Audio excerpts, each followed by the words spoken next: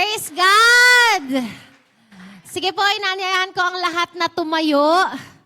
Hello, good morning po sa inyong lahat. Sino dito ang masayang masaya dahil naririto sa church? Amen! Amen! Hallelujah! Sige, mga kapatid, ang encouragement ko po para sa inyong sa araw na ito, lahat po tayo, anuman po ang pinagdaanan natin all throughout this week, I'm sure, lahat po tayo may rason para magpasalamat at magpuri sa Diyos. Amen? Amen! Kaya halika na, magsaya tayo sa presensya ng ating Panginoong Diyos.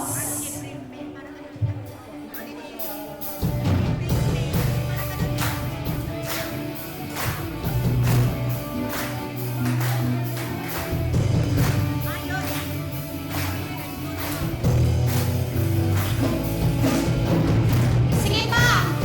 Itaas mo yung kamay! Palakpak mo yan kay Lord!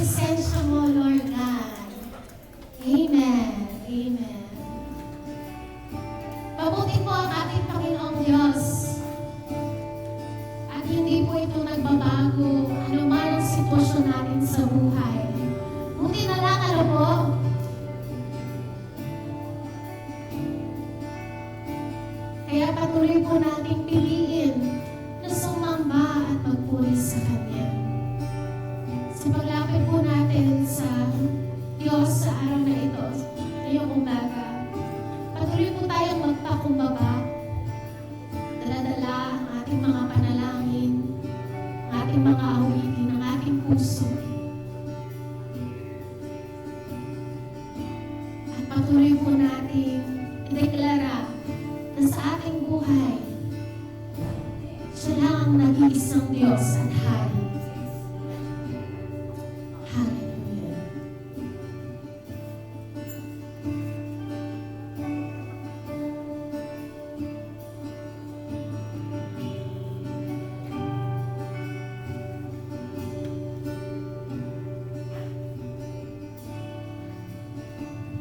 Papakumbaba sa'yo, O Jesus.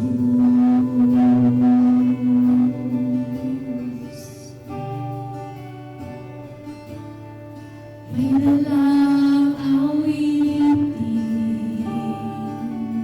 mga panalangin,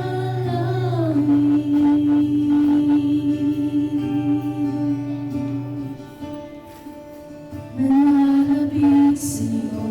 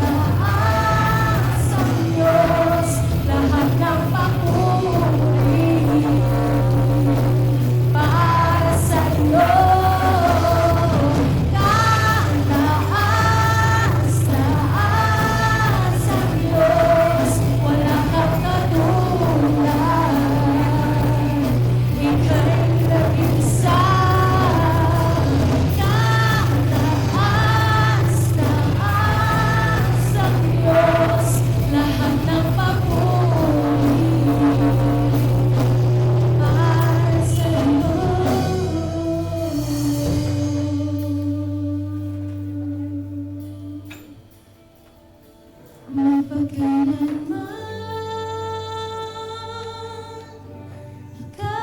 ang hari, aking tinatanging Jesus.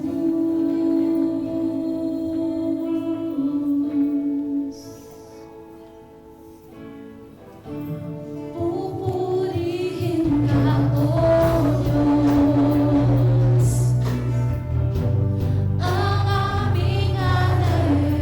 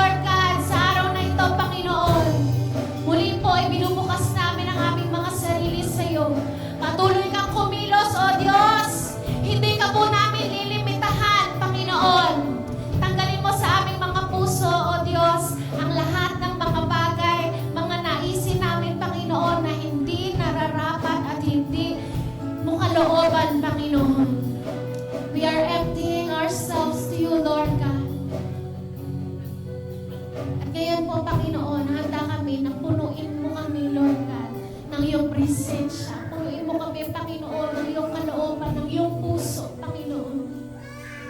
And we are so excited, Lord God, because we know marami ka pang gagawin sa aming buhay. And we are ready, Lord God. We are ready. We are ready for your word. We are ready for your presence, Lord God. Thank you, Lord.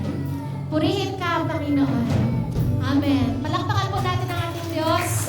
Ang ating Hari. Sa mga church, palakpak para sa ating Diyos na nag-iisa. Hallelujah! We worship you, God. We worship you, Lord. Amen. Amen.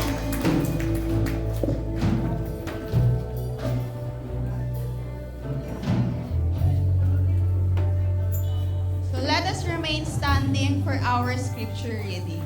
Psalm 131. My heart is not proud, Lord. My eyes are not haughty. I do not concern myself with great matters or do things too wonderful for me. But I have calmed and quieted myself. I am like a weaned child with its mother. Like a weaned child, I am content. Israel, put your hope in the Lord both now and forevermore. Let us open our minds and hearts to hear the message of the Lord. And now let us welcome our speaker for today, Pastor June Oropesa.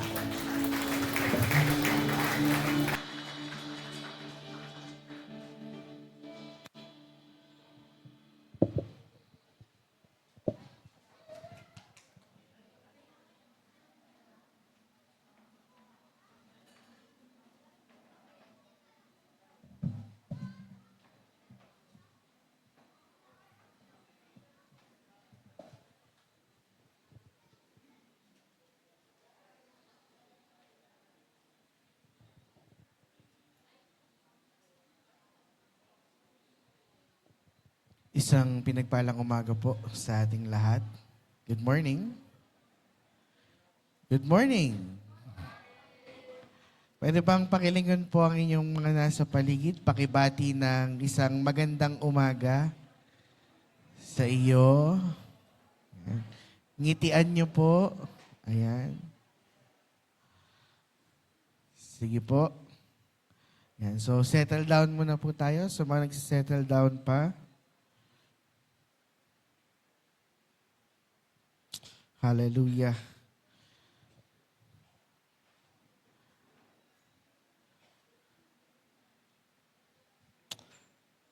All right.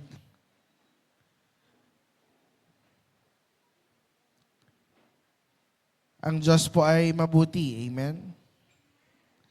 Amen and amen and amen. I hope and I pray that this is a truth that we always experience sa ating mga buhay. Ano man po yung sitwasyon, ano man po yung nangyayari sa inyo, ano man po yung inyong nararanasan, ang panalangin ko po ay lagi nating masabi na mabuti ang Diyos sa lahat ng panahon at sa lahat ng pagkakataon sa ating pong mga buhay.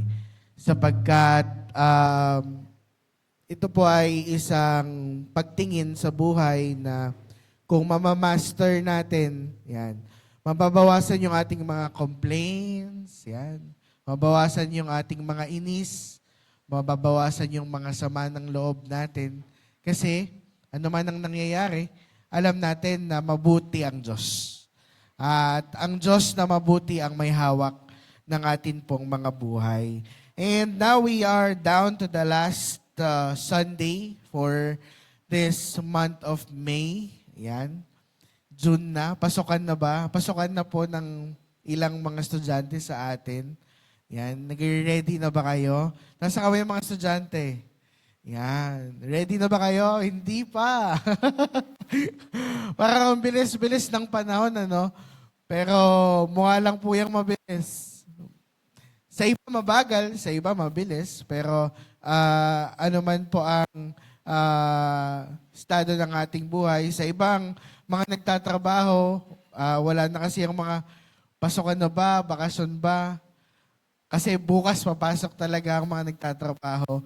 So, regardless, ano man yan, ang bawat araw natin ay nawa inilalaan natin para sa Panginoon. Ano po? Now, again, we're down to the last Sunday of May. And for this Sunday, for the last Sunday of May, we have entitled our message, The Simplicity of Faith. Yan. Sabi mo, simple. Yan. Sino po ang dito, ayaw niya ng magarbo. Ayan. Ayaw mo ng, kapag ka mananamit, gusto mo, simple lang. Ayaw mo ng naka-necktie, ayaw mo ng, kung ikaw babae, ayaw mo ng mahabang dress. Kapag ka-attend ng mga party, lahat, sobrang gagarbo. Ikaw, simpleng-simple lang. Sino po dito mahilig sa mga simple? Yan, simpleng pagkain, simpleng lugar, yan, simpleng damit, simpleng kasiyahan, yan. So, alam niyo po, pag tayo ay fond ng mga simpleng bagay, madali tayong pasayahin. Madali na, tayo, very appreciative yung mga taong sanay sa buhay na simple. Kasi, hindi pa magarbo. Ano yan? Grateful na agad yan. Bigyan mo lang ng maliit na bagay. Oy, salamat. Thank you. Kasi simple lang yung tao mamuhay. No? And isang magandang po yan, isang magandang practice po yan na panatilihing simple yung mga bagay sa buhay natin. Well, hindi naman natin sinasabi na pag simple ka mamuhay, huwag kang gumusto sa mga bagay na medyo grand.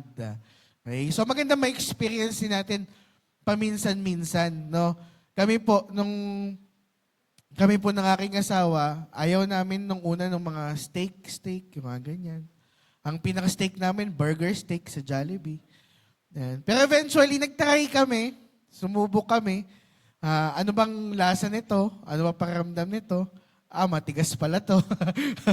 So, tinatry namin. Kapag may extra, ayan, sumusubo kami ng mga bagay na medyo lampas doon sa simple. Yan. So, tinatry namin. Para lang din nasubukan. Hindi naman siya para araw-arawin, kundi para na-experience mo lang. Maganda din po kasi yung ganun, mga kapatid. But, in the aspect of faith, alam nyo po, ang simple ay napakagandang bagay. Yan. Sa usapin ng faith kasi, usually, pag tayo ay nag-uusap tungkol dyan, very gusto natin, very fire. Kasi Pentecostal eh. So dapat, hallelujah! Purihin ng Diyos! Palakpakan ng Panginoon! Yeah, ganun yan. Very grand. Kasi Pentecostal, which is understandable. Ang roots po natin ay nandyan eh. So medyo maingay talaga tayo. But, di ko naman sinabing dahil maingay, hindi simple. But, there's a certain character of faith that when you understand and when you fully embrace its simplicity, there's a lot of characteristics sa buhay mo na magle-level up talaga. Okay?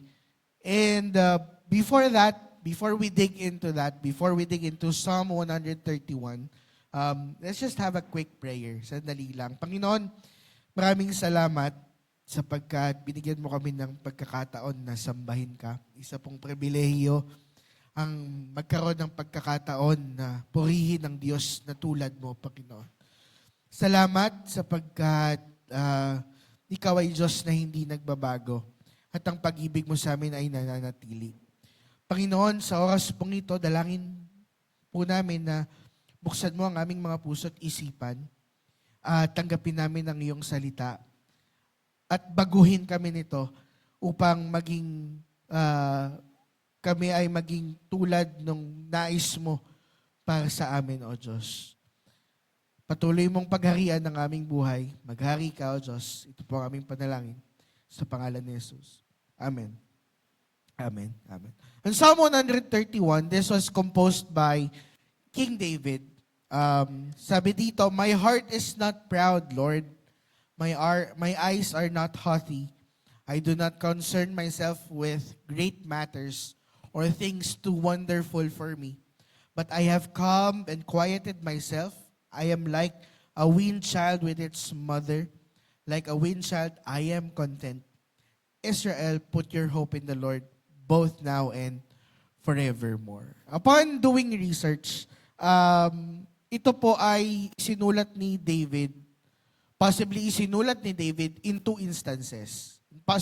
Possibly in two instances, but I chose the first one. The first one is, this was written by David during the time na siya ay hinahabol ni Saul. So medyo binata pa siya dito, medyo bata-bata pa siya. So medyo dugtong to doon sa message last Sunday wherein siya yung tumayo, siya yung humarap kay Goliath. And the people are, the Israel people are already giving their cheers to David. Mabuhay si David. Mabuhay ang Diyos ni David. So, nag-create to ng inggit, ng galit kay Saul. So, ang tendency, imbes na isang malinis na paglilipat ng kingship from Saul to David, kasi po si David ang na-anoint to be the next king of Israel,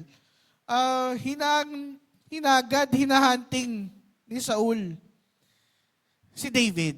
So, dahil na rin dito, si Saul ay naalihan na rin ng masamang espiritu and such things. So, if you will read it, you can read it. But the context here is that hinahabol siya ni Saul. When this was written, nasa isa siyang kalagayan na siya ay nagtatago. Okay? Nakanasan niyo naman magtago. But siya ay nagtatago during this time. Hinahanap siya. At hinahanap siya para patayin. And so, he wrote this one. A very calm, a very composed song to the Lord. Telling God that, Lord, di ako naghahanap ng kahit ano. Dito sa presence mo, ito yung, this is everything to me. That was what he was saying on the song. And if you look at this, walang garbo, walang halong kahit anong garbo sa pagkakasulat niya ng Psalm 131. It's just a very simple expression of faith. This is the simplicity of faith. Okay? Now, in terms of simplicity of faith, there are three things. Sabi mo, three. There are three things, three characteristics that we will be able to see, we will be able to understand, we will be able to practice once we understand that faith should be simple. Tayo kasing mga Pilipino, tayong mga tao, especially tayong mga Pilipino, medyo mahilig tayong pakomplikahin ng maraming bagay. Yung mga simpleng bagay sa buhay, yun yung ginagawa nating komplikado. Yung mga komplikadong bagay, sinusubukan naman natin gawing simple. Okay, mahilig tayo sa ganyan. But when it comes to faith, it doesn't have to be complicated. This is our way to salvation. Faith. Ang maniwala, ang manampalataya. Kaya sa usapin ng kung ikaw ba ay maliligtas o hindi, sa langit ka ba pupunta o hindi, simple lang naman po yan eh. Ikaw ba ay nananampalataya? That's the only, hindi nagdagdag si Lord ng kahit anong addition sa kung papaano ililigtas o maliligtas ang tao. It is by grace through faith that we are saved. Sabi ni Pablo, Ephesians chapter 2. As simple as that. You don't add to it. Hindi sinabi ng Panginoon na you are saved through we have been saved by grace through faith, and then you do a lot of ministry. Walang ganon. And then you do good things. Walang ganon.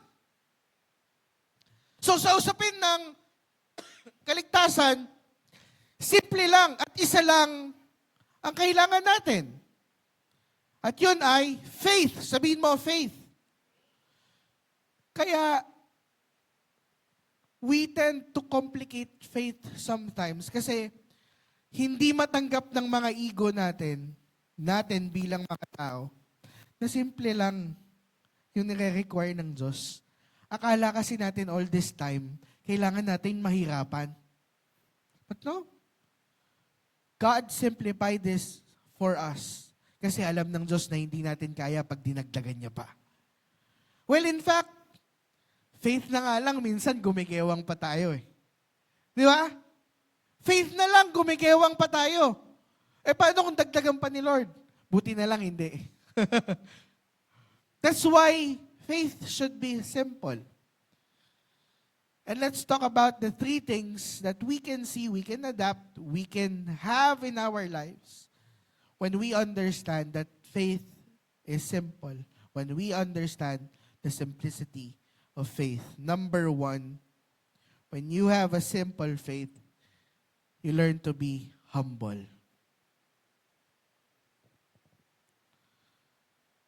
On Psalm 131 verse 1, sabi ni David, "My heart is not proud, Lord, my eyes are not haughty. I do not concern myself with great matter or things too wonderful for me." Faith, listen, will place our hearts in humility and our eyes on what matters the most. And that is with God. Ang faith, lagi kang ihahumble niyan. Alam niyo po ba yun? Ang faith, lagi kang ihahumble po niyan. Kasi ang faith, una't higit sa lahat, ay galing sa Panginoon na inilagay niya sa atin pong mga puso. It is not something we produce. Hindi ito galing sa iyo. This is not from us. It is something God gives us when our hearts are ready. Paul said on Ephesians chapter 2 verse 8 and 9 that we are saved by grace through faith and it didn't came from us. It does not come from you. Sabi ni Pablo. Meaning faith was not something we can produce. Hindi siya isang bagay na kaya mong ibigay. Kundi isang bagay na galing pa din sa Diyos. Bakit ka nananampalataya? Galing pa rin yan sa Diyos. God placed you somewhere down the road para wala kang ibang choice kundi manampalataya. Or may choice ka para manampalataya, you have 2 options. Either maniniwala ka o titigasan mo yung ulo mo. It's up to you. Ganun yung nilagay ng Panginoon sa iyo. But whatever faith you have right now on your heart, it is God who placed it there. It did not come from you. It is not something you can produce. Ang isang puno ng mangga ay hindi magpo-produce ng orange kahit anong gawin mo. What do we produce? We produce sin. If we can produce faith, yung faith na pinaproduce natin ay madungis.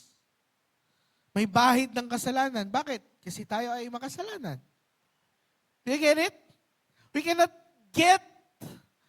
cannot have or produce anything that is pure, that is holy, kung hindi galing pa rin sa Diyos. The reason why we have faith that God honors is because we have Jesus. And apart from Jesus, we cannot produce it. So, faith is holy. Believing in what is holy. Can we produce anything out of holiness? Sabi nga po natin kanina, no. Cannot produce anything out of holiness.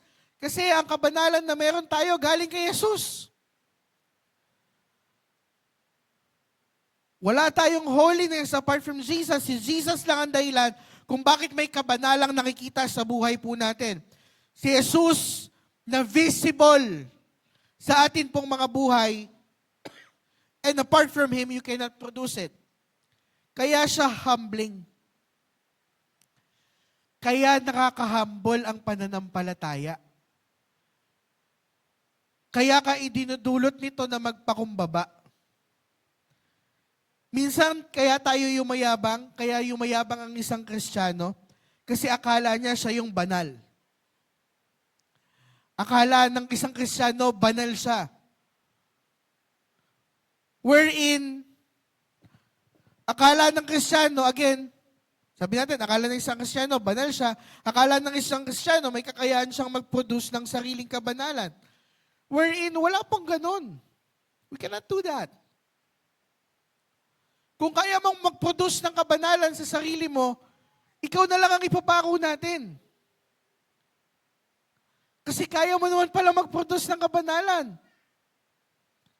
Ibig sabihin, wala kang kasalanan.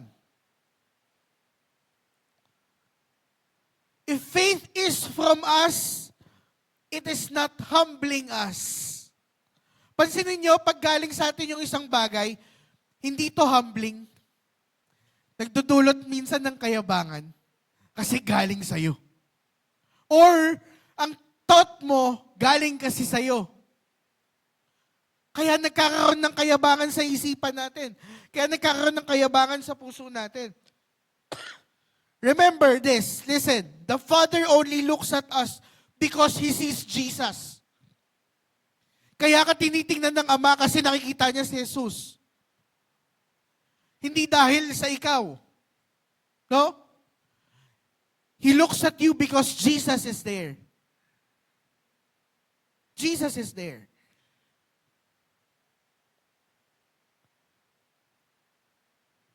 Nakikita niya ang Panginoong Jesus. Take away Jesus, we are done for. The Father won't dare to look. Kung may kaisipan tayong, meron tayong kahit anong bagay sa buhay na ito, na may bibigay natin sa Diyos na sapat at karapat dapat, may problema sa faith natin. If we think there is something that we can give to God na karapat dapat, may problema sa faith mo. Kasi even our highest worship is not worthy of the Lord. Nothing that we can do, nothing that we can give is worthy. Karapat dapat, hindi karapat dapat lahat sa Panginoon. But because we accepted Jesus, now, even your smallest worship, the Lord accepts it. Alam mo kung bakit? Kasi yung pagsamba mo, kahit gaano kabasag, idinadaan niya ni Jesus sa kanya papunta sa Ama. So yung pagsamba natin, tinatanggap. Hindi dahil galing sa atin, kundi dahil dumaan kay Jesus. Hindi ba itong katotohanan na to dapat nagdudulot sa atin ng pagpapakumbaba? Na wala palang umaabot na galing sa akin sa Diyos kung hindi dahil kay Jesus. Buti na lang may Jesus. Pero palakpakan natin si Jesus. Buti na lang may Jesus. And the big truth here is that sa Diyos pa din galing si Jesus. Sa Diyos pa din galing. Hindi dulot ng humility kapag merong tingin tayong karapat-dapat na galing sa atin. Nagdudulot po yan ng kayabangan. Therefore, faith, hindi yan faith. Because faith is always humbling. When David created this song, nung ginawa to ni David, his heart is humbled. His eyes is fixed on what matters, and that is in God. It's not the great things It's not the big things. It's not the extravagant things. It's not the things that He desires. But what He desires the most during that time ay presensya lang ng Diyos. During that moment, wala siyang kahit ano. Nagtatago siya sa mga kuweba. Asan ang grand doon? Wala siyang kahit ano. But at that very moment, it was a humbling moment for David. Na Lord, wala akong hinahangad na kahit ano. Alam niyo ba, kahit yung kingship, hindi naman hinangad ni David eh. Yung pagiging hari, hindi niya naman ginusto yun. Diyos ang naglagay sa kanya doon. He didn't want that. He never wanted that. Pero, dahil ito ang gusto ng Diyos, dahil ito magpapasaya sa kanya, sa Diyos, ito yung nakikita ni David na magiging pagsamba niya sa Diyos. So let it be. Kahit hinahunting siya, pwede namang, Lord, ayoko nang maghari. Hindi pa ako naghari, binabato na ako. Lord, ayoko nang mag-rule sa Israel. Hindi pa ako namumuno. Ang dami ko ng kalaban. Eh nung siya ay nagpapastol ng tupa, ang kalaban niya lang, leon, kabisado niya na.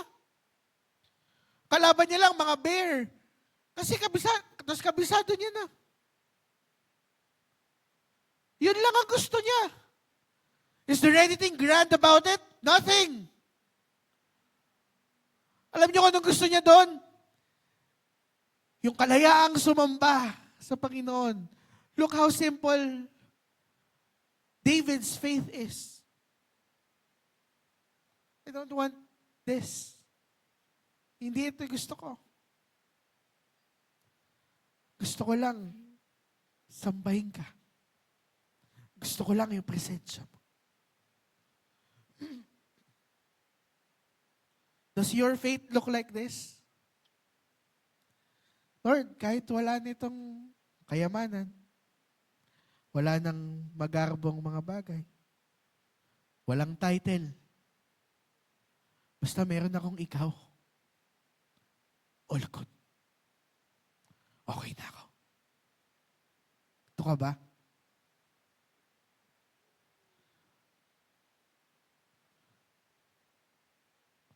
Sobrang simple ng faith ni David. He was destined for kingship, pero hindi yung kingship yung nilolong ng heart niya. Alam niyang magiging hari siya, pero even the day he learned na magiging hari siya, up to hanggang maging hari siya, hindi yun yung nilolong ng puso niya. Hindi yun. Ang nilolong ng puso niya ay yung presensya ng Diyos.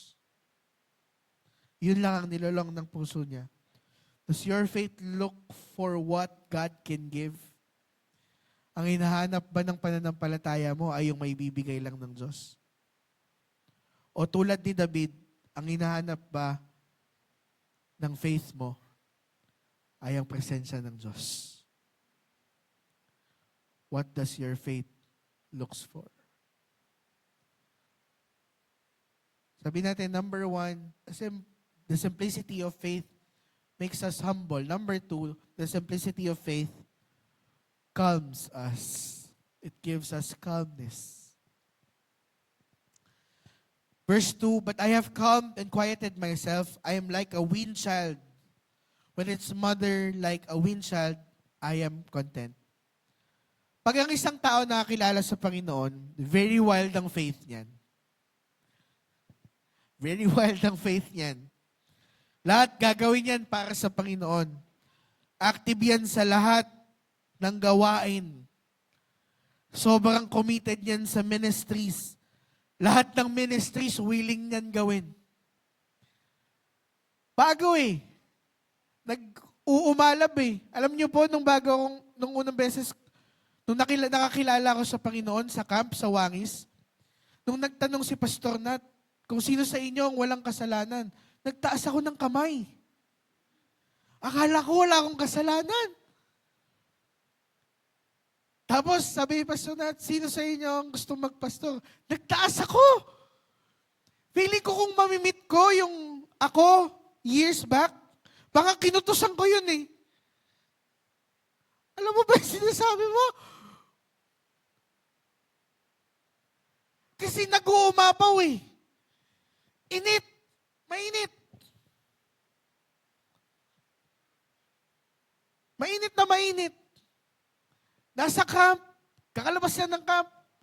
Lahat ng ihain sa akin nun. Ministry, hindi naman ako kumakanta dati.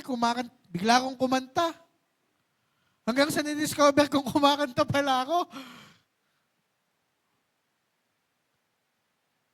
Magayos ng bangko. Lahat po. Hataw, perform kung perform. Ministry kung ministry. Yung iba yan, nangangarap maging pastor. At tulad ko, nung nakakilala ko sa Panginoon, naku, mag-isip po kayong mabuti kung kayo nangangarap magpastor. Bago kayo mag-declare, mag-isipan nyo mabuti. But yes, parang naglalagablab na apoy yan. Sa mata ng marami, that's a good thing. It's a good thing. Personally, I actually find it nice seeing people very on fire. Sabog talaga. Pagpara sa Panginoon. But as I grow up, as I grow older, God taught me a different level of fire. There's a different level of fire. Yung naglalagablab na apoy, alam niyo po, eventually, magle-lay down yan. Yung mataas na malaking apoy, magle-lay down yan.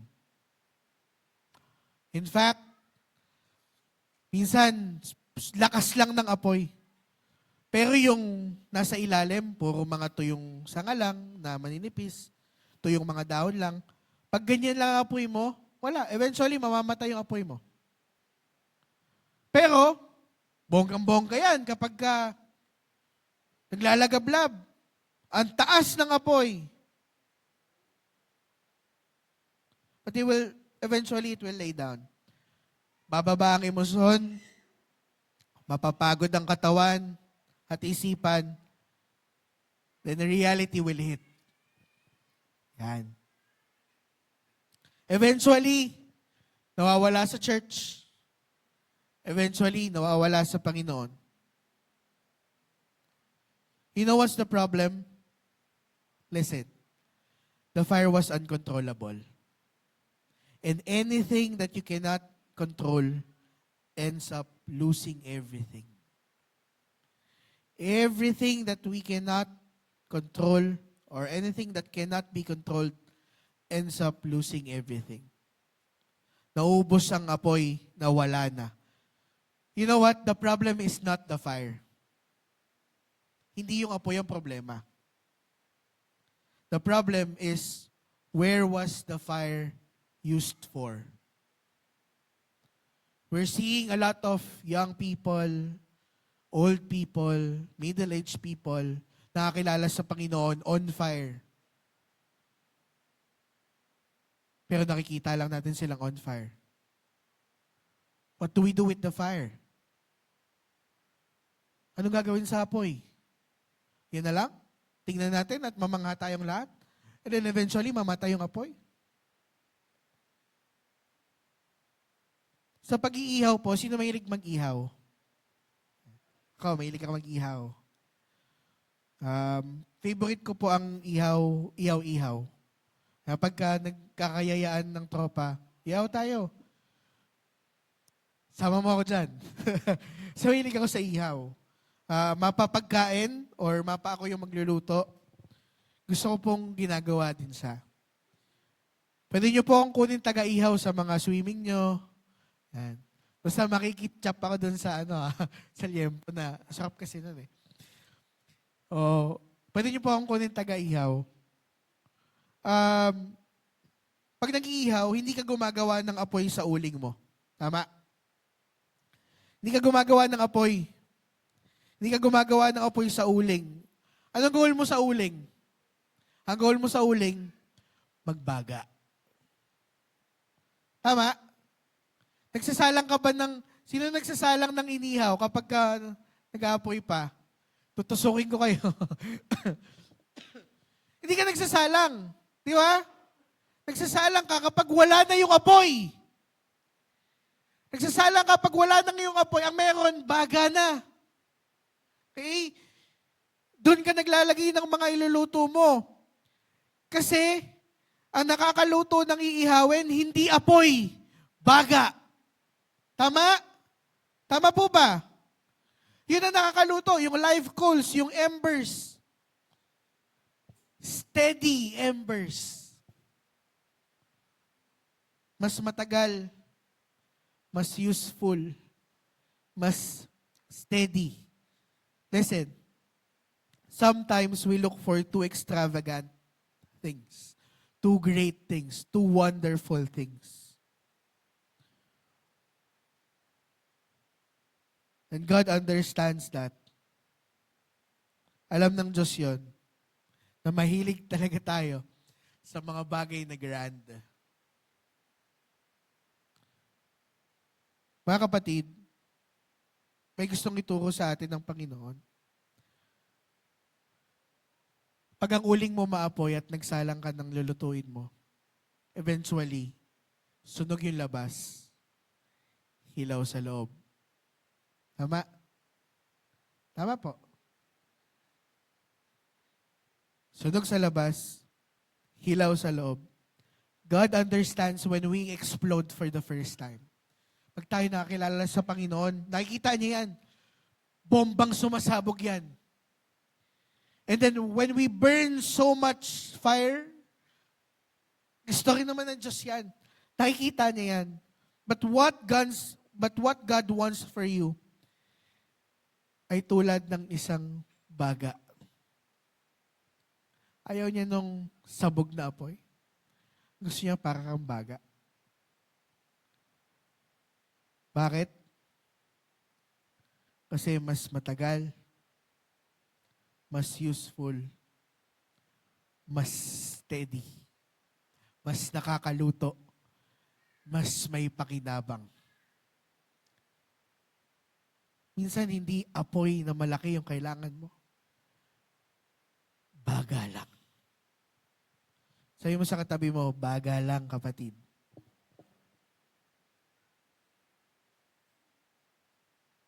Again, sometimes we look forward for two wonderful things. Pero minsan, ang gusto kasi ng Diyos, maging kalmado tayo.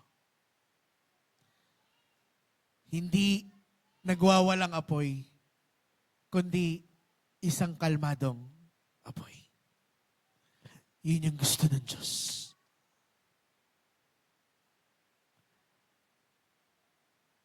When David was being chased by Saul, yes, he is afraid.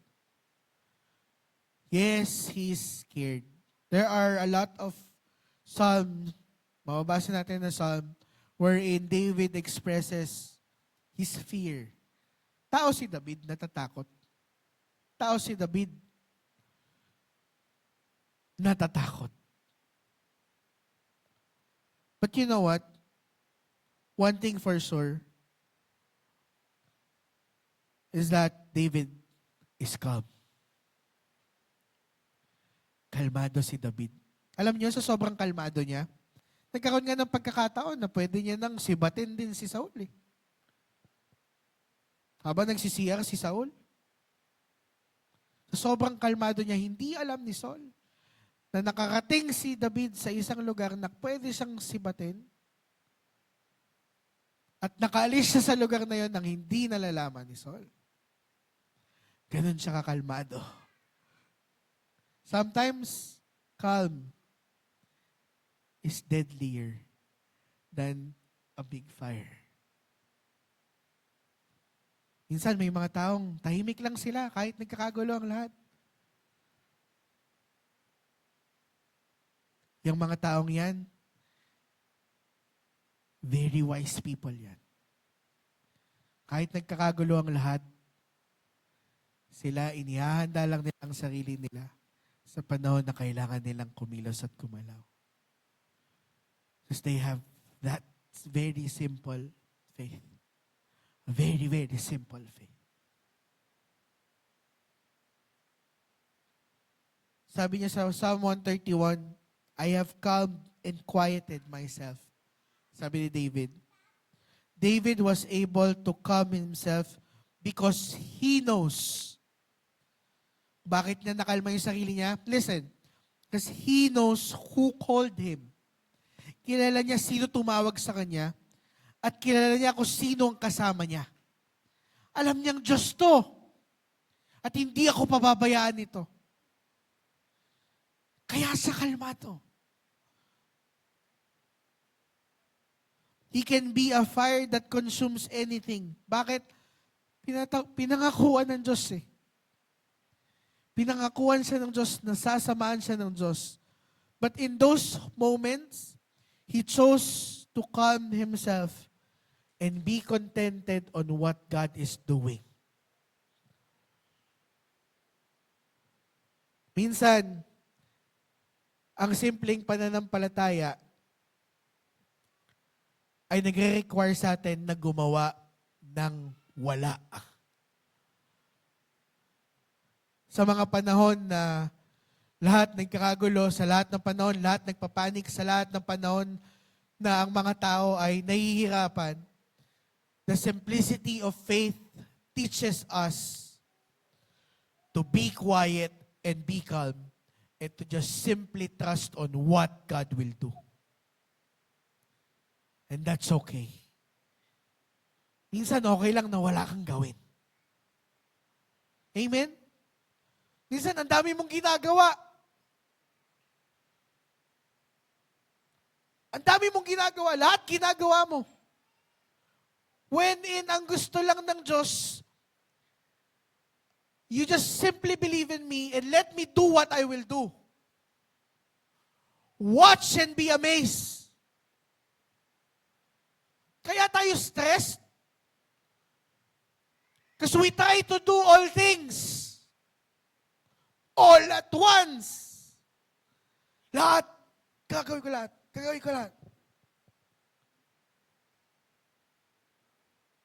O, tignan mo. Pagod ka. Tawa mo nga ng katabi mo. Sabi mo, pagod ka. Lahat kasi ginagawa mo. Hindi naman pinapagawa sa'yo. Sipag yun. Ano yun? Ano yun? Minsan, ang gusto ng Diyos, wala ka lang gawin. Manahimik ka sa isang tabi at manood ka kung anong gagawin ng Diyos. Sabi mo sa katabi mo, Diyos ka ba?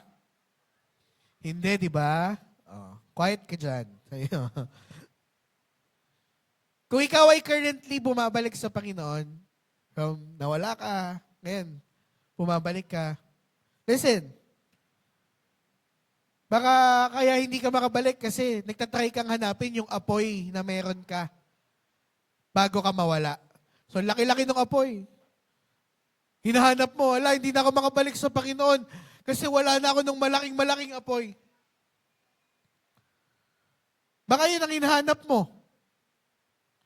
Let me just tell you something. Baka hindi na kasi dapat yan yung apoy na kailangan mo.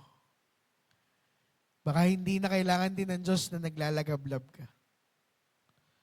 Baka kailangan mo magbaga.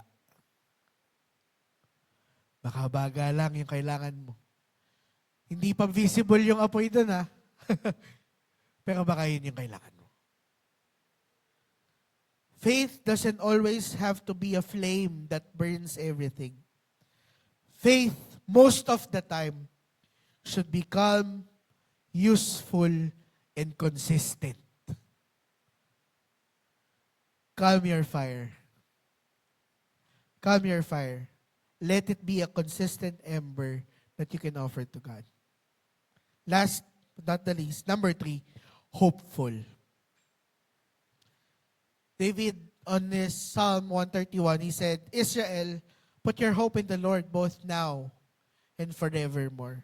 The simplicity of faith allows us to entrust every tomorrow to the hands of the Father. Being hopeful, church, does not mean that you expect only good results and good things for tomorrow. No. Ang babaw ng faith na ang iniisip lang ay good things. Mababaw ang faith na ang iniisip lang ay good things. Kaya ang tendency kapag sinubok ng Panginoon, nayayanig agad. Ayawan na agad. Having hope also means that whatever may come tomorrow, God holds it in His hands. Nasa kamay yun ng Diyos. Ano man yung dumating bukas, good things or bad things, blessing o problema, nasa kamay yun ng Diyos. So kahit ano pa yon, wag mo na muna problemahin. Bukas pa eh. Isipin mo, poproblemahin mo ngayon. Tapos problema mo rin bukas. Poproblemahin mo ngayon yung problema mo bukas na hindi mo rin nasolusyonan ngayon. So yung problema mo bukas, pinoblema mo ngayon, tapos poproblemahin mo ulit bukas. Ilan na problema mo? Ilan na problema mo? Ulitin ko.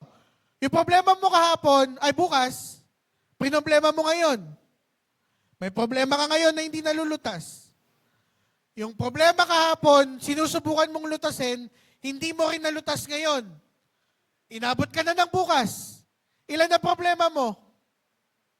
3 na. Kasi yung kinabukasan, poproblemahin mo ulit yung susunod. Meron kang 3 pinaproblema, kahapon, ngayon, at bukas.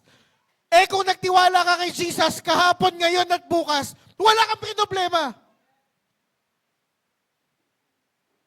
Tayo yung nagpapagulo ng isipan natin. Tayo yung nagbibigay ng problema sa sarili natin.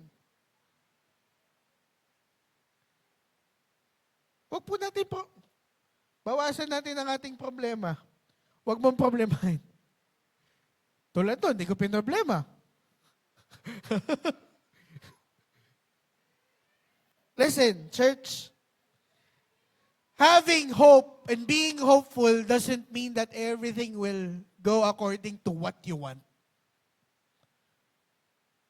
One thing is for sure, everything will go according to what God wants. And that's okay. Because in the end of the day, that's what matters the most. Ang masunod ang kalooban ng Diyos. Amen? Amen. Sabi po dito,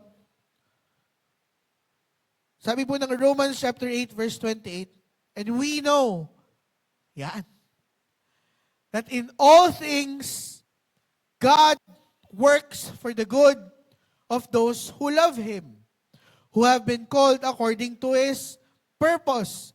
Kung hindi man maging maganda yung mangyari sa'yo, yakapin mo yan, kapatid. God works together. God work all things together for those who love Him. Mahal mo ang Panginoon? Eh, di kumikilos ang Diyos para sa'yo. Saan bahala sa'yo? If God save you from eternal death, listen, if God has saved you from eternal death, what circumstance can He not save you? Nailigtas ka nga sa impyerno. Saan pa? Hindi. Nabigyan ka nga ng buhay na walang hanggan. Ano pang hindi niya kayang ibigay? Tell me.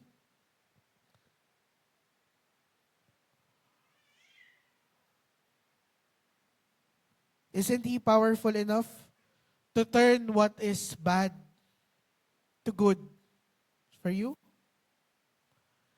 Hindi ba siya ganun ka makapangyarihan?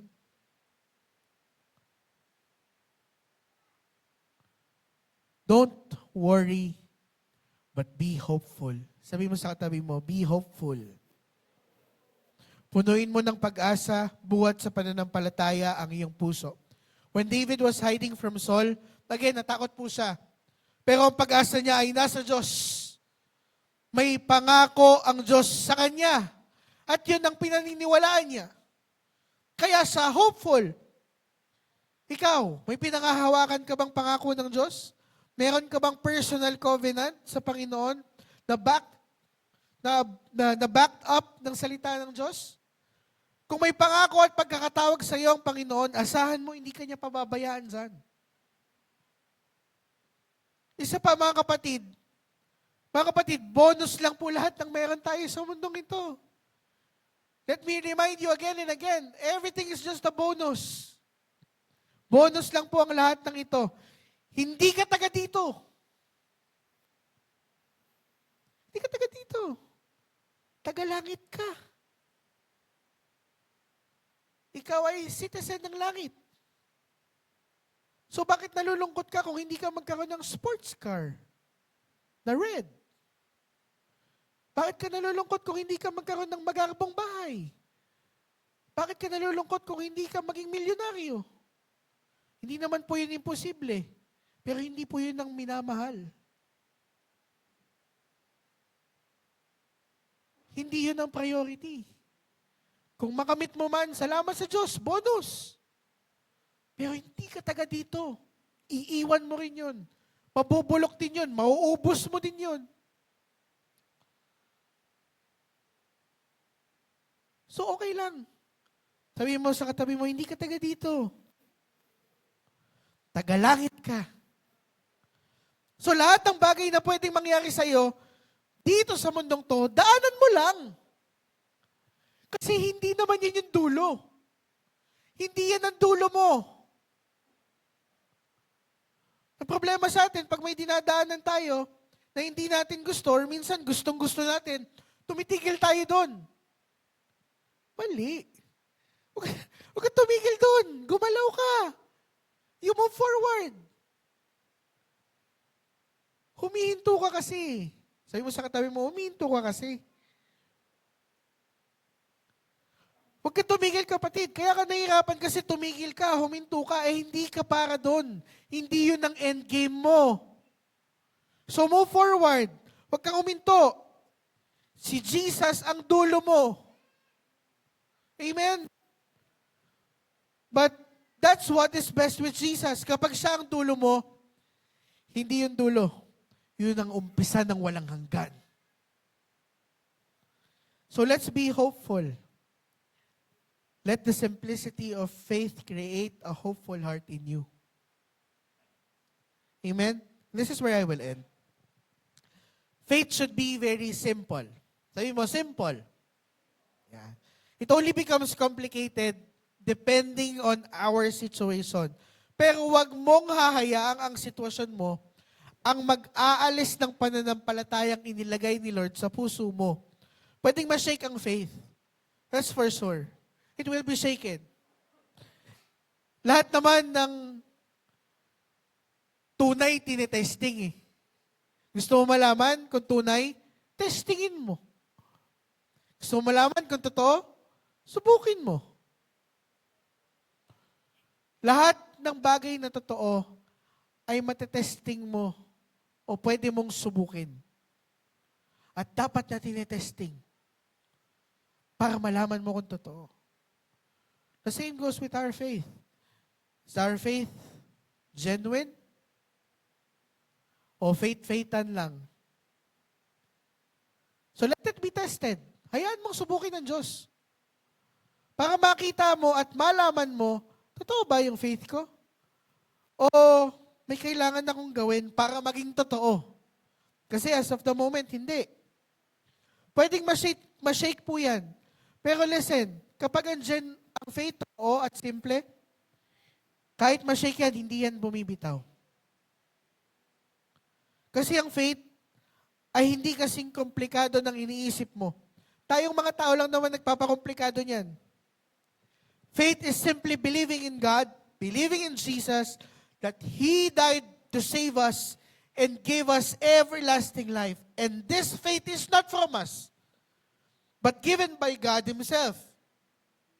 And it is because of His love and His grace. Yun. Simple, di ba? Simple. Yun ang hinihingi sa atin. Yung simple. ang maniwala at magtiwala. At ang pwede lang sumukat niyan ay si Lord. Hindi ako. Hindi po kaming mga pastor ninyo. Hindi po ang mga leaders ng church. At hindi ang kahit sino ang makakasukat niyan. Faith can only be measured by the one who gave it. At Diyos ang makaka-measure niyan. Siya lang at walang iba. This is why the simplicity of faith humbles us. It humbles us, mga kapatid. It calms down our hearts and it gives us hope of what's to come in the future. Kapatid, baka sobrang laki ng ine-expect mo sa sarili mo. Pero ang hinihingi at inaantay lang naman ng Diyos sa'yo ay isang simpleng, consistent, at totoong pananampalataya. Huwag mong pakomplikaduhin. Baka naghahangad ka ng nagsusumiklab na apoy. Pero ang gusto ni Lord, parang apoy sa kandila. Alam niyo apoy sa kandila? Ang tagal mamatay ng apoy sa kandila. Pero kahit yung apoy sa kandila, ganyan kalaki. Pag ipinatok mo sa isang mataas na lugar, buong bahay may ilawan. Ganong faith ang gusto ni Lord sa iyo. Hindi niya kailangan ng masiklab. Ang kailangan niya ay isang maliit na consistent enough para pagliwanagin kung saan kanya ilalagay. And that faith is sufficient. More than enough. Amen? Tayo po tayong lahat. At sa umagang ito, gusto ko po na magpasalamat tayo sa Panginoon. Kasi, hindi niya ginawang komplikado yung nag-iisang requirement para tayo makasama siya. Hindi niya ginawang komplikado yung nag-iisang requirement para maligtas tayo. Hindi niya na dinagdagan, hindi niya na binawasan, at hindi niya pinahirap. Ganun tayo kung gustong makasama ng Diyos.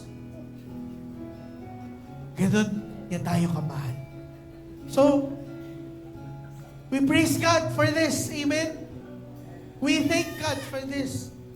Magpasalamat tayo sa Panginoon sapagkat lahat ng bagay, kahit pa tayo ang nagkamali, ay inahanda niya para tayo ay mapatawad, malinis, at makasama natin siya. Amen? Let us worship the Lord this morning and sing this song. Hallelujah. All my heart's sure I got love in you. How could I express all my gratitude? I could sing these songs as I often do. Every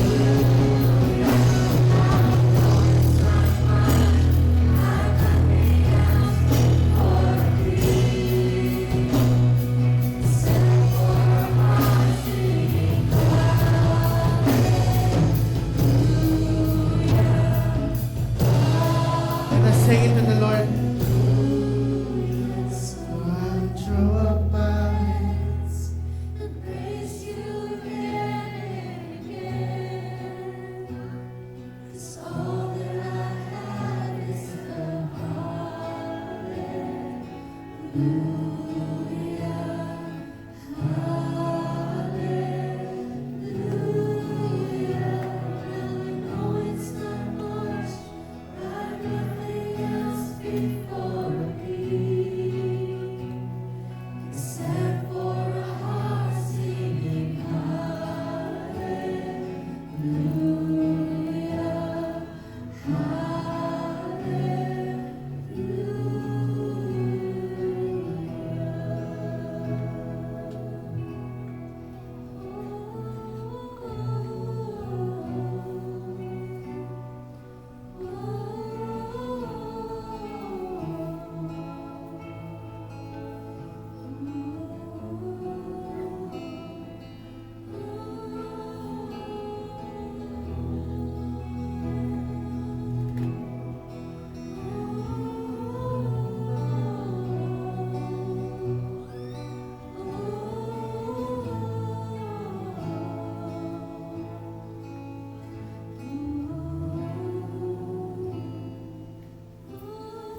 Aming Diyos,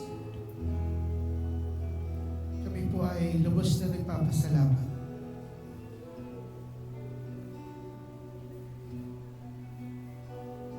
Sapagkat hindi ka nag-require sa amin ng isang napakalaking apoy na mahirap i-sustain. Pagkos ang nire-require mo lamang sa amin, ang hinihingi mo lamang sa amin, ay isang maliit na apoy na tulad ng isang kandila. Maliit. Simple.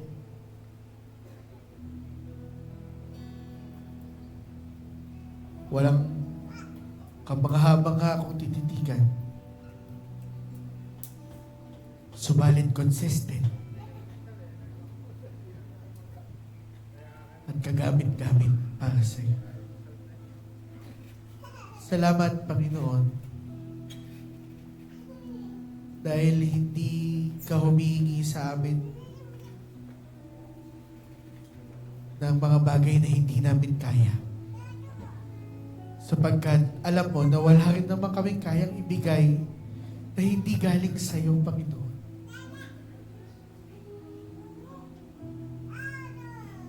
Kaya salamat, O Diyos, na kahit ang mga hallelujah namin ay hallelujah ng isang makasalanan, tinatanggap mo ito, Panginoon. Dahil ito ay dumaan kay Jesus. Salamat, O Diyos. Salamat, Panginoon. Mula ngayon, titignan po namin ang pananampalataya sa pinakasimple nitong form. At yun ang aming gagawing pundasyon sa aming mga buhay. Salamat, Panginoon. Tanggapin mo ang pagpapala ng Ama na lumikha ng langit, ng lupa at lahat ng bagay na pwedeng kailanganin natin sa mundong ito. Pagpalain ka ng Ama. Pagpalain ka ng kanyang anak na si Jesus na namatay at muling nabuhay upang tayo ay tumanggap ng kaligtasan, upang mapatawad ang ating mga kasalanan at makasama natin ang Diyos sa walang hanggan. Palain ka ng dugo ni Jesus. Palain ka ng banal na Espiritu. At saan ka man magpunta ay samahan ka niya. Pagpalain niya ang bawat tatapakan ng iyong mga paa. Pagpalain niya ang mga bagay na hahawakan ng iyong kamay. At ang bawat salitang lalabas sa iyong bibig ay maging pagpapala sa iba. Sa pamamagitan nito ay marami pang makakilala. Palain ka ng banal na Espiritu. At sa Diyos na makagagawa ng higit sa anumang kaya nating isipin at gawin, ay maingat nating ibinabalik ang pinakamataas na papuri, pagsamba, luwalhati sa pangalan ni Jesus. Amen.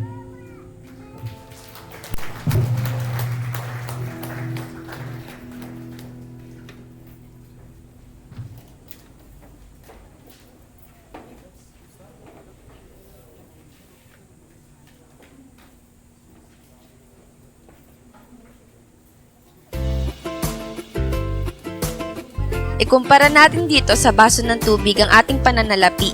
Bawat isa sa atin ay makakaranas ng iba't ibang problema patungkol sa ating mga pinansyal. Ang iba sa atin ay nakakaranas na magipit at halos malunod na sa kaliwat ka ng utang. Ang iba naman ay sakto lang para makaraos sa araw-araw. At may iilan din na kahit papaano ay nakakapag-ipon kahit paunti-unti.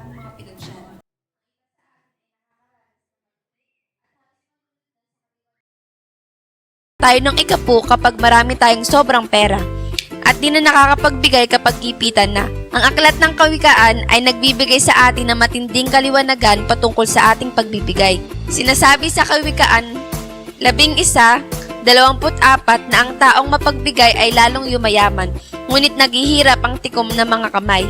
Madami sa atin ay nahihirapang maniwala sa kasulatang ito kapag nababasa natin ang salitang ito. Kasi naman, kapag kinimkim natin ang mga pera natin, edi may ibabayad pa tayo sa mga bayarin natin. Pero iba ang sinasabi sa Biblia. Kung tutuusin pa nga ay sinasabi sa kasulatan na kung tayo ay magbibigay ng may kasiyahan at walang pagdaramot at di kinikimkim ang ating pera, ay naroon ang pagpapalang ating makakamit. Sa pagkakaloob natin ay magkakaroon pa tayo ng marami. At kapag sinasarili natin ang ating salapi ay lalo tayong mawawalan. Nakakalito, pero kung tutuusin ay napakaganda ring isipin. Naniniwala ka ba sa mga pangakong ito?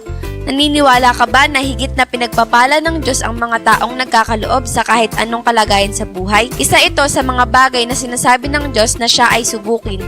At merong ilan na talagang sinubok ang Diyos. Sinusubok natin ang pagmamahal sa atin ng Diyos sa tuwing tayo ay napapalayo sa Kanya kagaya ng alibugang anak na nakikita natin ang pagtanggap sa atin ng Diyos ng taos puso. At kadalasan ay talagang nasusubok natin ang Kanyang kahabagan sa tuwing paulit-ulit natin ginagawa ang ating mga kasalanan, na makita natin na siya ay hindi madaling magalit. Kaya bakit di natin subukin ang kanyang kagandahang loob nang maranasan natin ang kanyang masaganang pagpapala?